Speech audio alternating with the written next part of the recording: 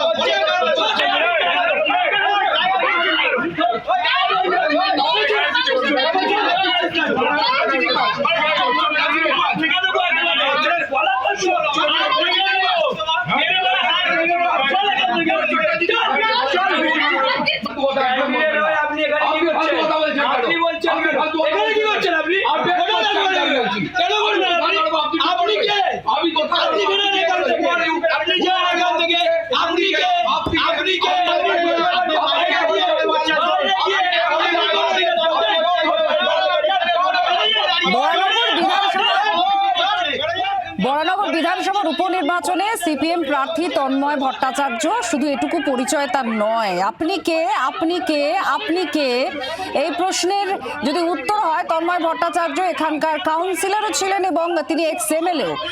সেই তন্ময় ভট্টাচার্যকে হাতাহাতিতেও আমরা জড়াতে দেখলাম। বরুণ সেনগুপ্ত আমাদের প্রতিনিধির সঙ্গে আছেন। বরুণ, কি হয়েছিল এটা? দেখো, তন্ময় ভট্টাচার্য তিনি বিভিন্ন বুথে যেমন ঘুরছিলেন, ঠিক তেমন করে কিন্তু তিনি বিভিন্ন বুথে যান। এই যখন এই বুথে যান বরানগরে, সেইখানে কিন্তু তৃণমূলের যারা নেতা এবং কর্মী রয়েছে তাদের সঙ্গে কিন্তু তর্কাতর্কি বেঁধে যায়, রীতিমতো হাতাহাতি বেঁধে যায়। আমরা দেখেছি তৃণমূলের যেটা দাবি, বারবার করে তারা দাবি করছেন যে তন্ময় ভট্টাচার্য এখানে কি করতে এসেছেন। তিনি যখন বলেন আমি ক্যান্ডিডেট, আমি বিভিন্ন জায়গায় যেতেই পারি, এটা আমার নৈতিক অধিকার, কিন্তু সে কথা তারা মানতে চাননি। তাদের সঙ্গে রীতিমতো কথা কাটাকাটি এবং তাদের ধাক্কাধাক্কি শুরু করে দেয়। এরপরেই কিন্তু কুইক রেসপন্স টিম আসে, রাজ্য পুলিশ আসে, তাদের কিন্তু সরিয়ে দিয়েছে তন্ময় ভট্টাচার্য এবং যারা তর্কাতর্কি করছিলেন প্রত্যেককেই কিন্তু সেখান থেকে সরিয়ে দেওয়া হয়। ধন্যবাদ বলুন।